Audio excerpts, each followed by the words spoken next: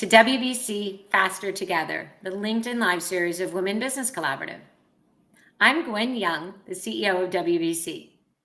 And WBC is an unprecedented alliance of over 80 organizations focused on diversity, equity, and women's leadership in business, and hundreds of business leaders building a movement to achieve equal position, pay, and power for all women in business. Through collaboration, advocacy, action, and accountability, we are mobilizing thousands to create momentum and accelerate the pace of change. WBC lives our commitment to DEI, and members of our leadership, staff, our board of directors, and our champions include more than 34% people of color. And every one of our 4 action initiatives has DEI goals for 2025 and 2030. So please check the chat for our action initiatives, which are the areas through which we aim to accelerate change. And please join our movement at wbcollaborative.org. So each week in this series, we offer different ways to advocate change and accelerate impact by presenting data, research, and best practices, by lifting up the power of women's voices for change, and by showcasing leaders such as today that are committed to allyship, inclusivity, and driving corporate purpose. So today I'm excited to be joined by 2 WBC champions, Jenny Evans and Latricia Shepard, to discuss how to build resilience in the workplace. And we hear this word a lot. It's more important than ever in today's workplace, especially as we navigate significant changes to the way we work. But we also know that resilient leaders are effective at adapting to change, creating stronger relationships with their peers, and are critical to creating a positive work environment and leading through transformation and change. So organizations must support their employees in increasing their capacity for resilience. And I'm excited to have Jenny and Latricia to offer their insights and expertise on this topic. So Jenny and Latricia, welcome to LinkedIn Live. Thanks so much, Gwen. So why don't we set the stage? And maybe Jenny, I'll start with you. What does resilience look like in the workplace? And how do we know it when we see it? That's such a good question, because people are like, I think people have this idea of I get what resilience is, but that's a great question. Exactly what is it? I actually do have a resiliency assessment that I created in partnership with the University of Minnesota that actually measures both your physiological as well as your psychological resilience. But I think, one of the things that you just mentioned, there is more change than ever before. The restructurings, the acquisitions, the mergers. And I think resilience is people understanding how the brain responds to change and how they can become just more quickly acclimatized to the change and start making good decisions, get back into their stride, they're being productive.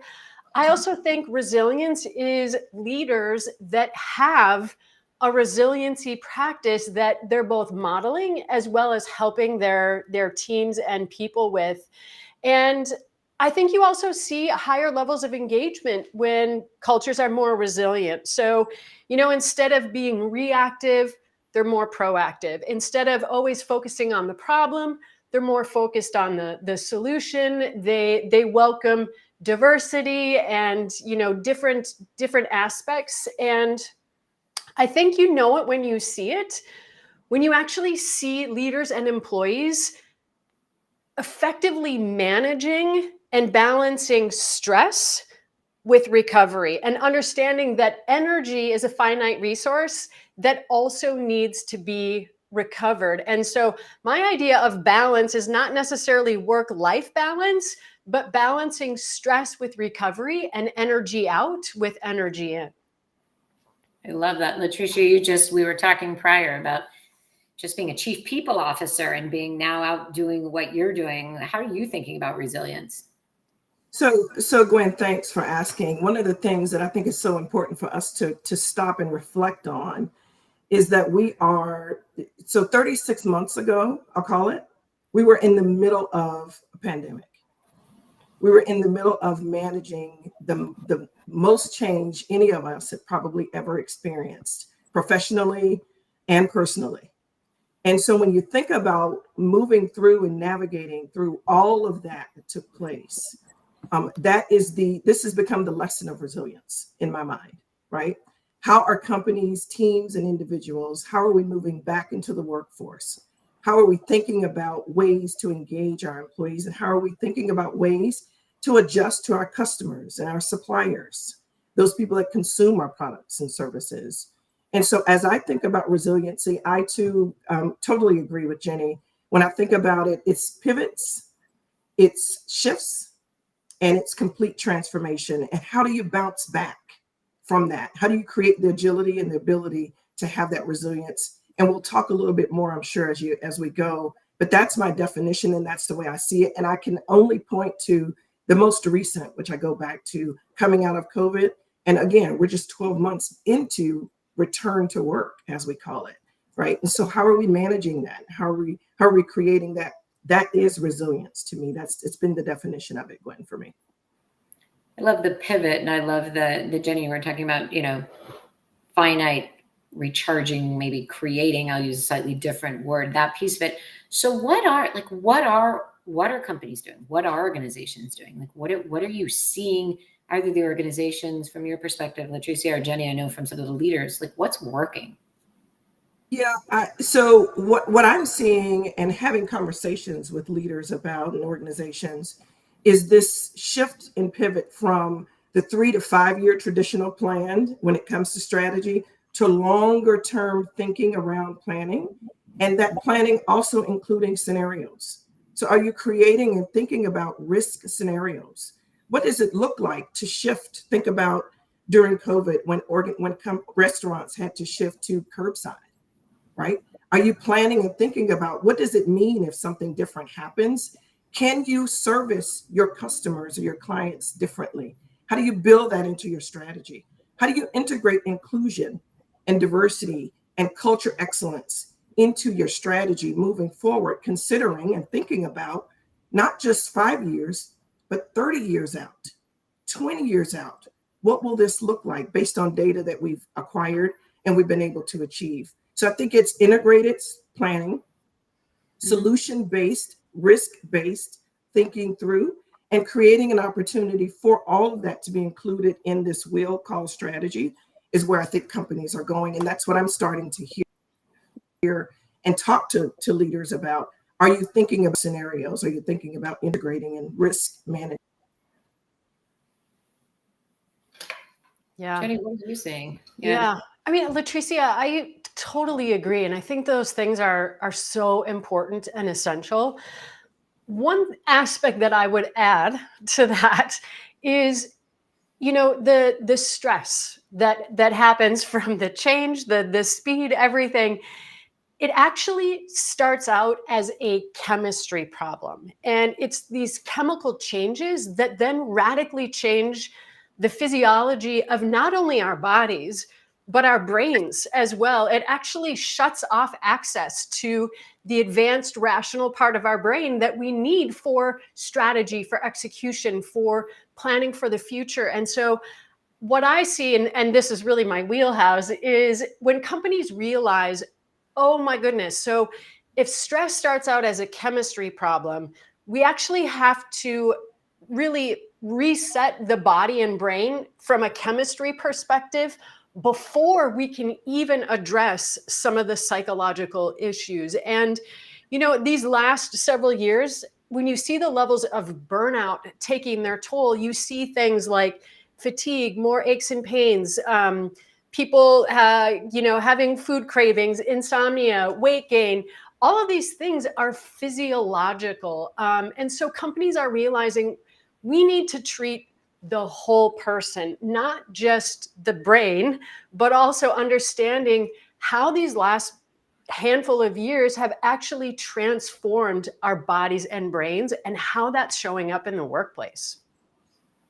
You are so right about that, Jenny. And when you think about what's happened over the last few years, so much more conversation is around individual wellness, team wellness. You're starting to hear things, and there's a McKinsey report focused on organizational health. There's an organizational health index.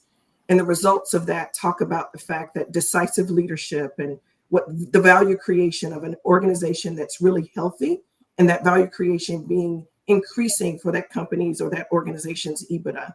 And so creating, like you said, not only individual health, but then how do you translate that into what the health of the organization, right? Overall.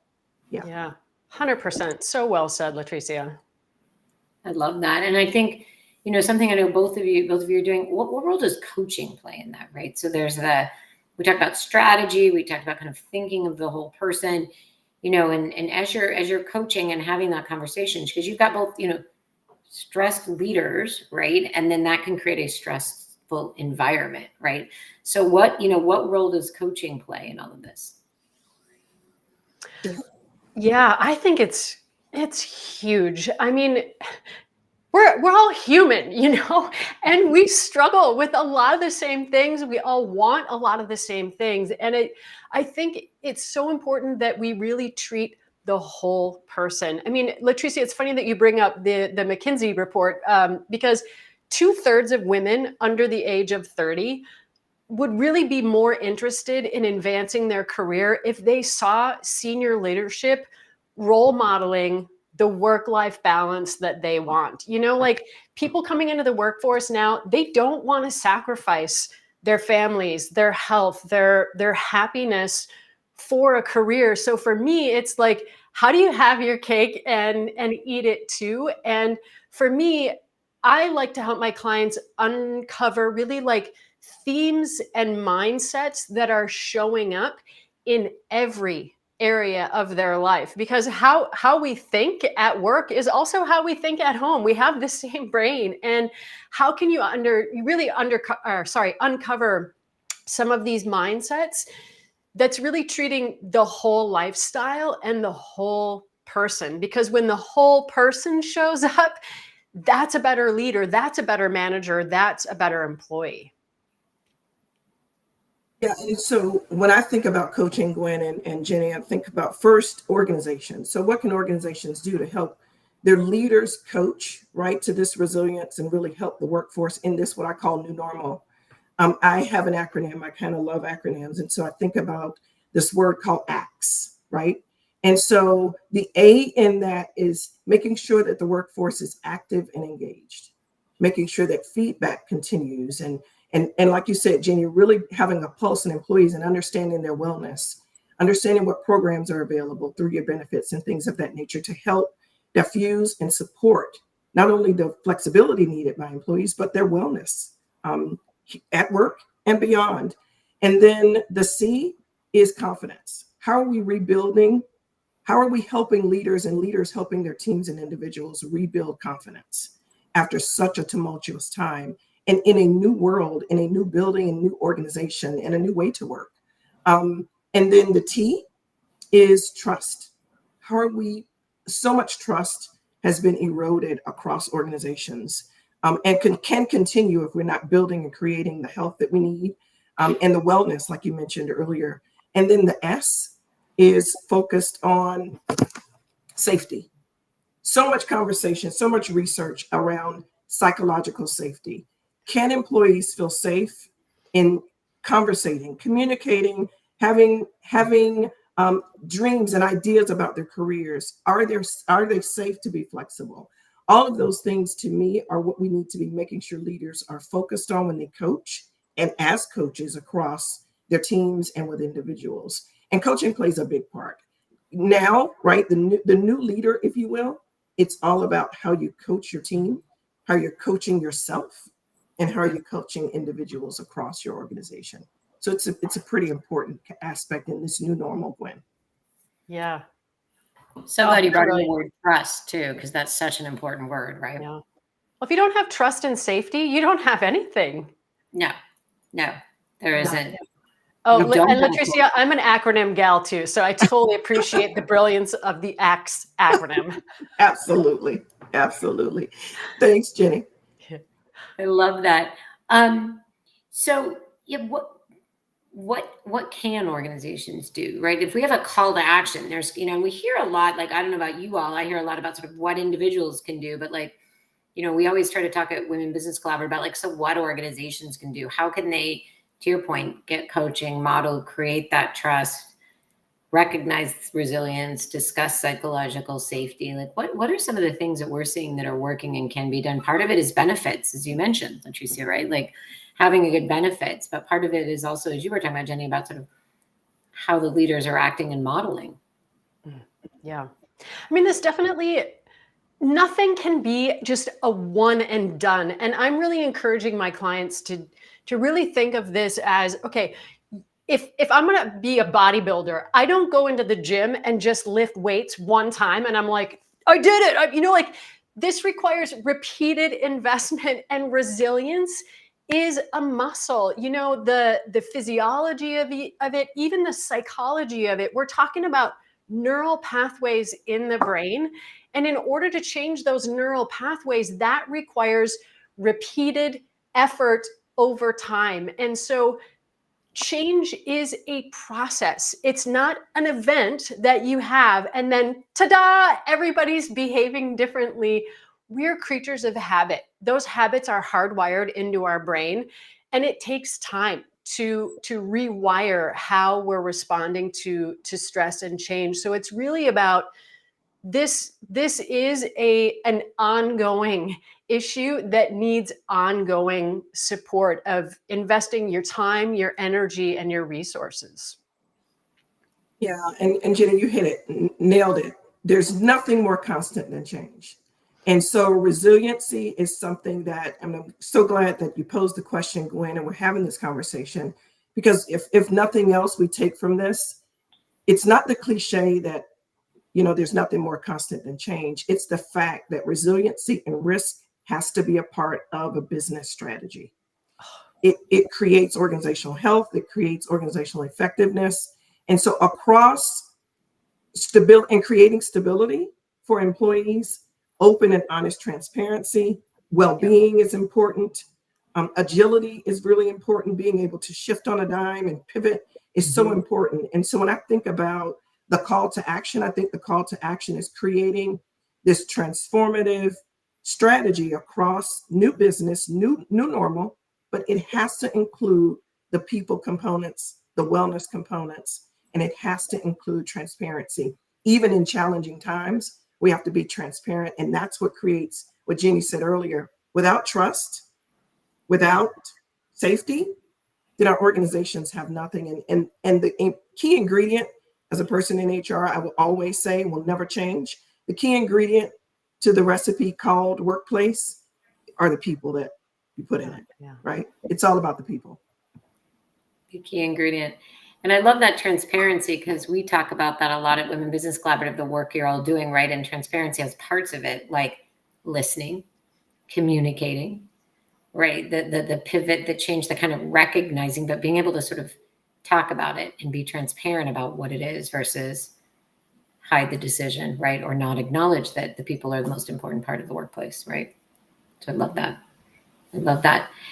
I'm looking at the clock, and that's all we have time for. So I want to thank you both. I feel like we could have gone on for another 45 minutes or so talking about the resilience piece. Yeah, and absolutely, because this is, I think we're finally realizing from the 36 months ago kind of what the impacts and how to do it. I think at first we were trying to pivot. We were reactive versus proactive. So I loved how you both were talking about, there's a strategy to this. It's building in, it's understanding resilience in a way that's strategic and risk. So thank you both. And for everyone in the audience, please join us at wbcollaborative.org, our website, and learn more about our initiatives, which are aimed at increasing women in the C-suite and boardroom and addressing the underrepresentation of women in areas like STEM, increasing the available capital for women. And really, as we're talking about today, to advance a pipeline of women leaders that are going to bring equity, diversity, and inclusion. And I'm going to put in the word transparency, to the business landscape. So join us weekly. And to keep up to date on the progress, and follow us on social media at WB Collaborative on Instagram, Twitter, and LinkedIn. And a special thank you to Jenny and Latricia. Happy Thursday, everyone. Thank you, Jenny. Thanks, Glenn. Have a great day.